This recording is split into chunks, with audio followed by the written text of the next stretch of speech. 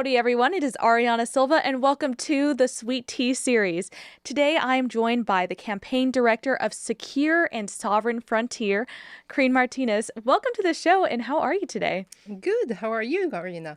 I am doing pretty well. I'm excited for the story that we're going to tell today because you consider yourself to be a Texan, don't you? I am a Texan. And I hear a little bit of an accent. Is that East Texas or?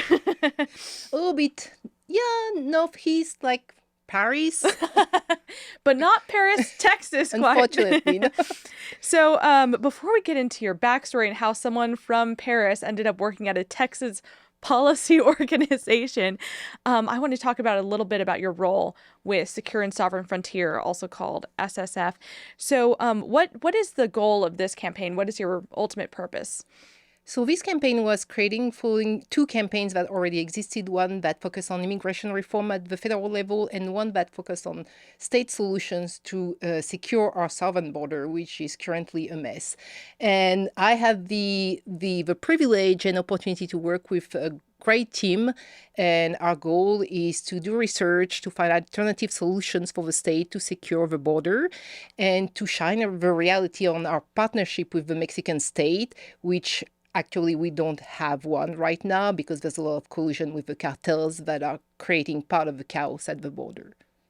So, what are the kind of policies that have been implemented in the last few years that you think have helped either improve immigration or border policy? So there are a few laws that have just been signed by the governor that we believe are going to help reining the lawlessness at the border. One is going to increase the penalties for smuggling of persons and operating a stash house in Texas. Another is going to give an additional appropriation to build a border infrastructure. Infrastructure? Infrastructure. No problem. And the third one, which is the major one, which we think is going to help deter illegal entries, is creating an offense, a state offense for entering the country illegally from a foreign nation. And it gives the opportunity for local judges to order illegal immigrants to return to the countries from which they entered illegally. Wow. So is the idea behind that to just further enforce federal policy? It's really creating a state offense. The issue is that a lot of people are crossing illegally between ports of entry. This is dangerous. They are pushed by the cartels. Those who want to claim asylum can enter through the ports of entry. So the idea is really to deter human smuggling that happens outside of the ports of entry. And Right. So it's to help direct traffic, I guess, to increase or help processing. Yeah, Okay. exactly. And try and stop, because the cartels are using the migrants to try and overwhelm our law enforcement. And so they push them in one direction. In the meantime, they can enter and bring drugs or criminals in the And use them parts as a where... distraction. Exactly. Yep. Gotcha. And so now you're in a position where you're helping protect the Texas border. But how did you get into Texas in the first place and into this line of work? So, yeah, I'd love to hear a little bit about your story of how someone from Paris eventually ends up in the U.S. and in Texas, of all places, defending its borders. So it's a long story. Do you have the time? I think we do. Okay. That's the beauty of the podcast. So many years ago, I first visited the United States, and I was happy to visit the United States because for Europeans, the U.S., whether you like the U.S. or not, it's still the U.S. So we see that on TV and everything. But I really fell in love when I arrived there, when I first visited. So I learned more, and I was fascinated by how the country was created, on which principles it was created. And I decided really I should be living there. I should have been born there. Wow. Wait, how old were you when you first visited? I was around 15. So I didn't decided I wanted to move immediately, but as I was learning more about the US, I really developed an interest. I visited a lot of times as a tourist, and I started looking for ways to immigrate legally. I won't lie, it's not easy. And I ended up in 2011 being able to immigrate, and I picked New York City. I love New York City for the energy, for the history, but it was a little too close to France in terms of politics, of taxation, of Wow. regulations. That wasn't was what I was looking for in America, really. So after 2 years, moved to Texas, and that's the best decision I've taken in my life, I think. Well, I'm glad that you're here now. But what were some of those founding principles about America that really caught your eye and caught your attention when you were learning? Well, the country was founded on the respect of individual rights, so it gives the opportunity to anyone to follow their life and be free to follow their dreams as long as they respect other people's rights as well. And that's something that was really new. Everywhere, it's still pretty rare, I would say. In many countries, you still have a government that more or less dictates how you should live, what you should do for a living, or the culture is more interventionist or paternalistic or settle, where you start working in one area and you do that all your life. It's very different in America, and I think because it's freer, less regulated, especially in Texas, you have more opportunities to try things that you want to do that might be completely different from what you were doing before. So do you think it almost cultivates an entrepreneurial spirit? Absolutely, yeah.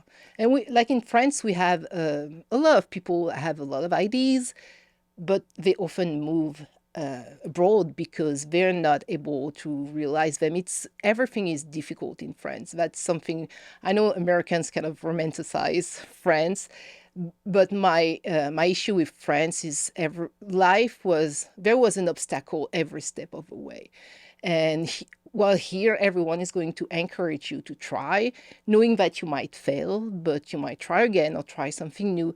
In France, everything is going to be difficult, so people are going to So try are and the discourage obstacles that you're you. talking about social ones, or is it governmental obstacles like regulations for starting businesses or Regulation, taxation, but also the culture is like I said, it's more, why do you want to start something new? You have this degree, so you're supposed to do that and not something else. You're not gonna be able to do it. So culturally, it's not much of a yes. It's less. The culture is less entrepreneurial, I would say, than it is in America, and maybe because it's gonna be harder for you. That's why I think a lot of entrepreneurs go to the UK or try to go to the United States, or at some point where you're going to Hong Kong to be able to follow their dreams. right? So eventually you see these ideals that you like. You decided to come in 2011, you said, Yep. right? So what was that process like? And was it how was America, I guess, receiving someone as a French person into the country? So America is great. Well, I'm going to say that a lot of times, but one of the aspects is that as long as you're here and you're here to contribute, and so you take responsibility for your own life, people really welcome you. There's no issue with your accent. Like I have a very thick accent. As long as people understand me, that's never been an issue. It's very different in France. Like when I studied at the Texas Public Policy Foundation, I was the research editor. And well, I got tested to make sure I could do the job, Hmm. of course. I'm not sure, and that's me, but I'm not sure it would have been as easy for a foreigner to do a similar job in France. So because they weren't you were saying like it's almost like they're trying to keep you in a certain place, and once you start something, so are you saying they just wouldn't be as welcoming to a new That, and I think the America is more welcoming to immigrants, and there's not these, oh, they're going to correct you where every single step or every single mistake you make. And like I said, the accent is it's not really a problem as long as people understand you. I didn't have an accent in France, of course, but I didn't feel like it was the same relationship toward right? So if immigrants. I was trying to speak French in France and learning, would I have a little bit a tougher time with people, give me a harder time with it? What do you say? That was my impression. Gotcha. At least in Paris. Okay. So in that, so maybe it's just a Paris thing, or it could be all of France. Yeah. So what was the actual technical process for you being able to immigrate into America? So, like I said, it was complicated. I tried. At some point in my life, I probably knew every single visa that existed because I was trying to find a way. The way I was able to get there, to keep it brief, is there's something called the diversity visa or the green card lottery that happens every year. I didn't expect to win, but I kept playing just in So case. how does you call it the lottery visa? How, or the green card visa are the Yeah. two names for it. How does that work? So every year there are, I think it was, maybe it's still 55,000 people's name that are drawn, people who participate. So you fill out a form basic with your basic information, name, address. You have to have a high school degree, high school diploma, or 5 years of professional experience. And that's about that. If your name is drawn, and there are millions of people who play now, especially now that it's on the internet, it used to be just paper and Hmm. mail. If your name is drawn, you can get the green card. So you just have to go through the process of background check and health check, making sure you're healthy, you don't have certain diseases, and then you pay for the visa, and basically you get the green card. Like, it's not even a visa that you have to go through a process to get the green card. You have this green card, which is for immigrants, like, really the success to get to the United States and be able to stay. Gotcha. Because otherwise it's usually limited time visa, right? Yes. So green card is like the big thing that you're wanting. So what did that look like uh for you? So was everyone in the world eligible to be able to join this visa lottery system, or did you have to be from certain countries? How does that part work? So it's called the diversity visa because it's trying to bring more diversity to the United States. So the principle is that for the the nationalities that are already in the United States, those countries cannot play. The people from those countries cannot play. So the Brits cannot play, Indians cannot play because there are already a lot So of people from the immigrants. UK and India have a higher Example, they proportion here. cannot Okay. play, they cannot enter this lottery because the US already has a certain number of them immigrating to the US. Gotcha. France never reaches its quota. The French don't want to go to the US, and that's okay.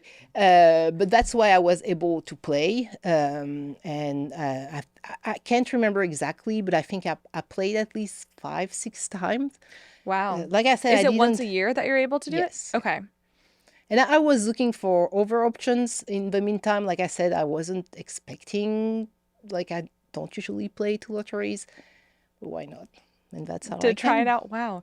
So what do you think about that sort of system that's trying to fill quotas in the United States? I mean, it's so, it doesn't make much sense to me. I would much prefer having people demonstrate why they want to come and that they will be able to contribute at whatever level. Of course, we want high skilled people, Right. but any skill, really, someone who wants to contribute, that would be great. This I mean, I don't want to criticize too much because that's the way I was Yes. able to come, but at the same time it looks a little bit, looking for the word, but it doesn't make much sense. To try to just fill quotas Yeah. of people from yeah, but I am glad that it worked for you to to end up here. So it's kind of weird looking at the American immigration system now because a lot of what you're looking at is try to reform illegal immigration and prevent that. But how is America towards legal immigration? Does it have a clear process, or what are your thoughts on that process? It's very complicated. It's not currently, I would say, encouraging legal versus illegal immigration. It's a very complicated process. You have to fill certain categories. We were talking about high skill. So if you're working in certain areas, so in France, I was working in marketing and communications, that's something that can easily, a skill that can be found in the US. So I probably would never have been able to be sponsored by an American business because they would have had to look for someone in the US first. I would have had to have like one specific skill, so maybe working for a French company in the US that they would be able to say, we cannot find this skill in the US, so we need to have someone immigrate. So it's very complicated. It's a long process, and so I was very lucky. That's why, I mean, that visa, I'm I don't want to criticize it too much, but at the same time, maybe it means that there's some way we need to reform the system so that the people who do want to come and be respectful of the country, and who love this country, love immigrants, come here because they love the idea of America. Maybe make it easier for them to come and work and contribute. And then you also talked about the receptivity of actual Americans towards people who are immigrants. Um, I think that there's this narrative of that the left will say about people who are conservative or on the right that we just hate immigrants. Do you think that that's in any way been the case for you? No, I don't think so. I don't like that, because first it puts one group in the same basket, and like everyone, you always found stupid people in every group. I don't think conservatives have been like very welcoming and nice. Well, look at that. I studied in public policy in a conservative think tank in Texas. I wasn't doing bad in France. They gave me that opportunity to try. And here I am, like 10 years later. No, I have just good things to say about conservatives, really. And so how long have you been an American citizen now? Since 2019. So Wow. that's 4 years. Well, congratulations on on Thank you. that. And one thing that's always struck me about you is that you're very proud to consider yourself to be an American. But that's not the case with everyone in America, which has always struck me as a little bit odd, especially seeing how many people obviously like do want to move to this country and the freedom and the ideals that it represents. So I kind of wanted to share with you a research from, it's a Pew Research study that was released in 2021. And basically it's saying that people are from countries, it's the poll that I have shows the US, the UK, France, and Germany, and it shows people who are either proud of being their nationality or another option is often proud and often ashamed, and the last category is ashamed. So I'll just tell you about some of the statistics. In Germany, it's 53% of the population is proud to be German. In France, that's 45%. In the UK, it's 41%. And in the US, it's only 39% of people who say that they're proud to be American. Does that strike you as an interesting number at all? Yes, I'm a little bit surprised because I've seen, well, the French are proud to be French in a different way. The American are proud to be American. I think Americans should be very proud to be American because they accomplished, or their ancestors, and they're continuing to accomplish something that is unique in the world. And I've always said that on one side, it's a good thing because Americans tend to be critical about themselves, so they introspect and they try to get better at everything. But at the same time, I've always found them to be very harsh against themselves, which sometimes others use against them. No, I think Americans should be very proud to be Americans. I don't have the impression that the French are more proud to be French than Than they're American. So Americans. one of the other options was often proud and often ashamed. So 50% of people that were surveyed said that they were often proud and often ashamed. But then the US still had the highest number of just ashamed at 10%, Okay. which is an odd number to me. Because I guess I could see the mixed bag of saying America has these ideals, I'm proud of those ideals, and I'm ashamed of when we don't live up to them. Right. Maybe, yeah. And I think that, like I said, on one side, it's a good thing that they're not like we're perfect and we don't have anything to improve. But at the same time, I would just caution that this is being used against America also, and don't be too harsh. Also, recognize the accomplishments that America has reached. Right. And I think one of the things that America should be proud of is this the idea in itself being called the American dream, which is something that's very distinct to people thinking of America. And I think especially in early 2000s was still something that was more spoken of. What do you think about that term, the American dream? I think, well, like you said, it's unique. We don't talk about the European dream or any other dream. Some people try to say that, but that's the first time someone was talking about a specific country's dream, and that's because of the American experiment, something that was really new. And that's something still, I think, extraordinary. Even I, who come from a country that is relatively free, I'm not going to claim the contrary, but it's still not as free as the United States. The government is really paternalistic and it tells you how should live your life in a lot of ways. And a lot of immigrants from around the world, whether they come from a country like France or a country like China, because that is really much more oppressive, they come to the United States to take responsibility of their own life. And I think that's the American dream. You want to succeed for yourself and by yourself. You come here because there are opportunities, because the country is freer, and that's why you get to try and fail and try again. And so I think that's a great idea that needs to be explained, and that we remember that it's not just we are here and that's the American dream. That's really a process. I'm saying I'm living my American dream, but I really think of it like as a process. It's not something that is going to be like final. That's always something that I'm working on.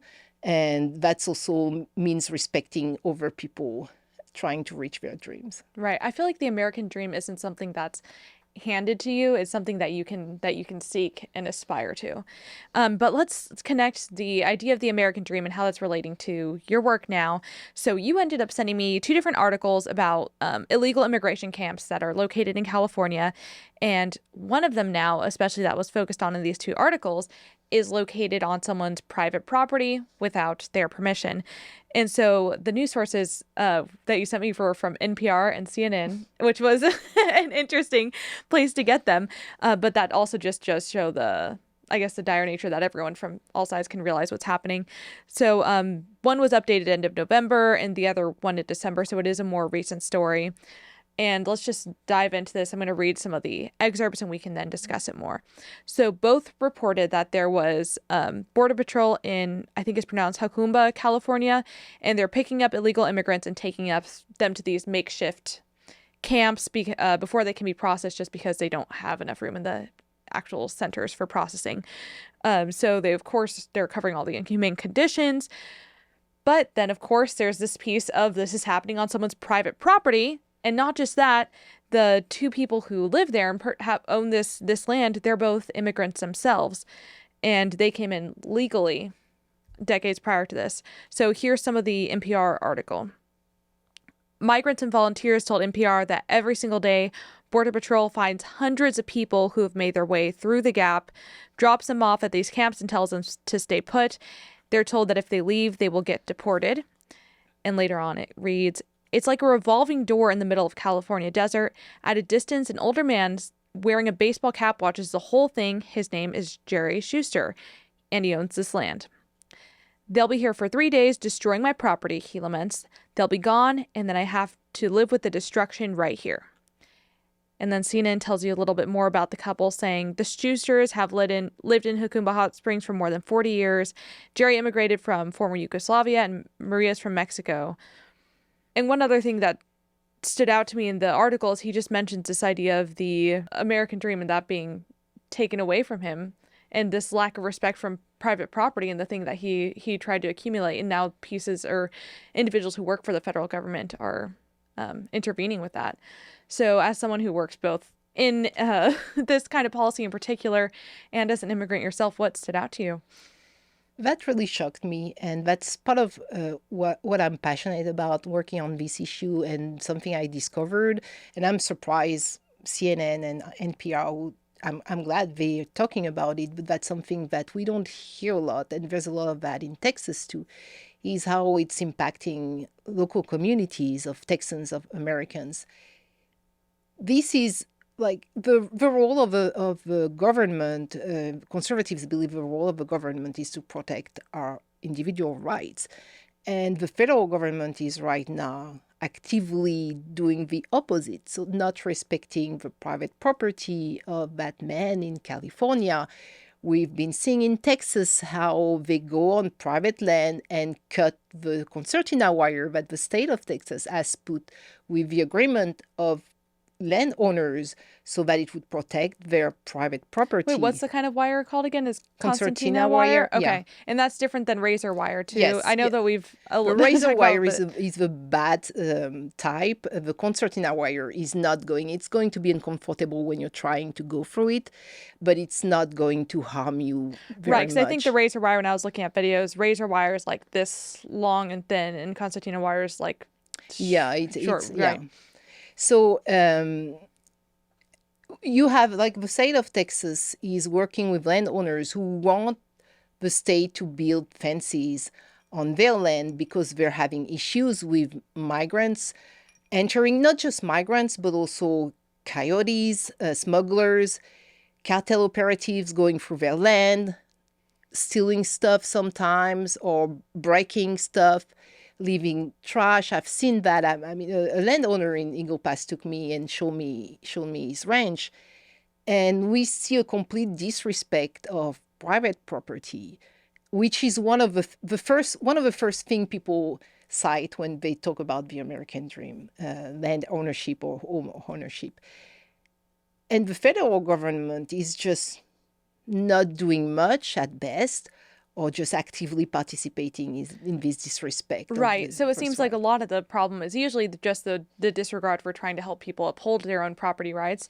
And then the even worse situation is like this, where Border Patrol is taking people to this private property actively in Yeah, California. yeah, absolutely. Yeah, and I mean we've also been able to produce a couple of videos about what's happening, which I would definitely encourage you all to go watch. There's one where, well, actually, I have multiple where people are talking about immigrants coming or up to their doors at night, and they're roving gangs of men too. Like these are actual gang cartel members that are sometimes coming through their private property. And some landowners told us stories where a smuggler or possibly a cartel operative, like, saw them and told them for half an hour, get out of our way.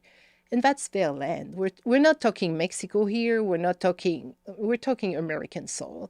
And the federal government isn't doing much, or at least is not doing enough to protect. These people should be able to enjoy their land and not be afraid, and not like some of them told us, my 9-year-old son is wearing a gun so that he could protect himself just in case. That's not normal in America. It shouldn't be that way. Right. And this idea of private property that you're saying is part of the American dream, is that not something that's as easily achieved in other countries? That, or what about it is to you makes it so tied to the American dream? I think, well, that's something that we hear a lot of people, American people who were born in America or who immigrate. It seems to be a goal, probably because there's this history of the homesteading and owning land, and which I think is very much in the culture of on the border. Maybe you can talk about it a little bit. Um, but at the same time, you have, alongside this dream of owning property, the right to own it and for you to be able to enjoy it and exclude people from your property, from your private property, if you'd like to. That is not respected. You cannot reach homeownership in a country that does not respect property rights. And that's unfortunately happening now, on our side of the border. Right. And it's not just one family, it's report after report after report, and all up and down the border. Because I used to hear, since I lived in the Rio Grande Valley, right by the border, we weren't, our land or our properties weren't right next to it, but there's everyone at least has a friend or friend of friend who has had property at the border where they've had stories about people coming through, or like I know one woman who could no longer have her grandkids over anymore, even though she used to have like a play area and trampoline, and it just became too dangerous to have them there. And that's in the valley, and most of the stories that we're covering here at the foundation are going to be in like Eagle Pass or yeah, Del Rio. So it's crazy hearing that consistency of all across the Texas border. That's a problem for American And now we're homeowners and property hearing the owners. same in California also. Even in California, we're talking about. Right. So I guess that does show it because it spans the entire Mm, U.S. border, and as most people say, there's no such every state in America is a border state mm. because it impacts every single one of them. Right now, I think in New York they're having a lot of issues with the amount of illegal immigrants, and so now there's like the bus systems are now putting them or taking them to New Jersey instead to try to alleviate some of that. Yeah. So it shows it really does expand from all the way to California all the way over to New York. So obviously there's an issue here. What are some of the policy recommendations that could help alleviate some of these issues? So the main issue right now is that the federal government is encouraging illegal immigration because a lot of people who are coming, who are going through the Mexican cartel, so smuggling, terrible stories, and a lot of bad things happening to them. So it's not really to their benefit either. When they come here, and some do have a claim for asylum, some come because they want to come live in the United States, which I, of course, understand. But they're going to try and enter through the asylum system. And the federal government right now is really sending the message that if you can arrive, your chances of staying are very high. A lot of immigrants who have entered, who have come here illegally, have been given a date in court to adjudicate their asylum claim. Now it's going up to, I think it was 2031 for a day in court. So 2031, like someone came into right America now, recently, and it won't be until 2031 that they have a court hearing. exactly, because there's so many people. Is that longer than some just U.S. visas? Uh, Probably. Wow. It's. I don't think we can compare because it's different systems and depending on the visas. Uh, but yeah, it like there's a 2.5 million or 3 million case backlog in immigration courts right Sorry, now. you said 2.5 to 3 million Yes, cases backlogged for illegal in immigration in the immigration U.S. courts. Yes. Wow. So it's going to take years, and in the meantime, they're being they're able to stay in the US. And I've seen articles, it's not just us saying that in the US. I've seen articles in the Mexican press, for example, saying they had like thousands of people coming from Africa in Veracruz, that they interviewed people from Africa, officials saying, well, they got the word that if they were able to cross the US-Mexico border, they will be able to stay. And that's why now the entire world really is trying to cross from the US-Mexico, through the US-Mexico border with the hope of staying. And so this is encouraging illegal immigration, but this is only really benefiting the cartels because the immigrants go through really very bad things. Americans suffer from that, border communities suffer. So one thing would be for the federal government to like stop inciting that. Some of the policies from the previous administration helped a lot, but they were completely stopped with the new administration. Other solutions, of course, are for the state to continue to do what it is doing. Texas has been very like stepped up to protect its border and its citizen. It has to do it because the federal government isn't doing its job, but that doesn't mean it doesn't have the authority to do that. And it's really important that it continues to do that.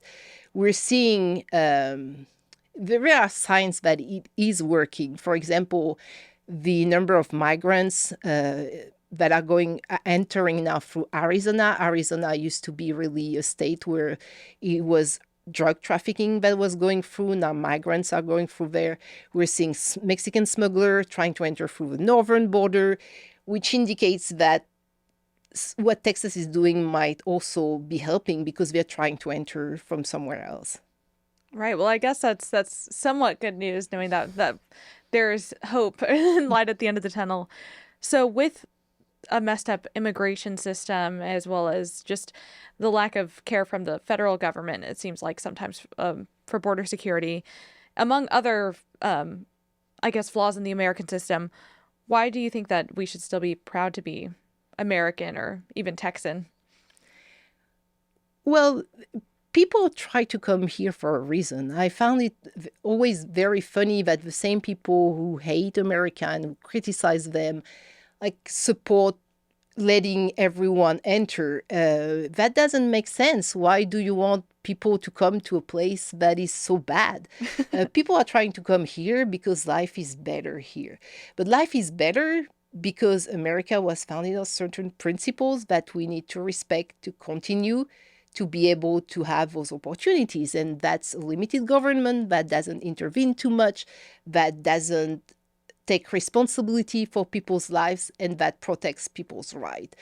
So this will continue to be if we continue to respect that. And one way to do that is to stop the lawlessness that is currently happening with illegal immigration. Wow. And we always like to end our episodes on a note of wisdom from our guest. And I kind of want to go back to you coming into America in the first place and deciding to go into policy work. And so I'm sure that was a big transition from what you were doing before with marketing. So if someone's wanting to make a career change, for you as a whole country change, where does that courage come from? I would say knowing what you want, and pursuing it, and taking responsibility for your life. And so taking responsibility for your dream, and seeking what you need to pursue it and work on it, really. And was there something with policy that was a driving factor for you to really want it, to want to pursue it? Yeah, I really wanted to work in public policy. I wasn't doing that in France, but I had decided, when I had decided I would move to the United States, I had decided that I wanted to work in a think tank because I wanted to help continue to preserve the greatness of America, and so the principles on which the country was founded. So it was a great opportunity to do that in Texas, because Texas is really, for me at least, it's really representing now what I was looking for in America. Right. And is there, do you think that there's something to having passion in what you're doing that helps drive you forward?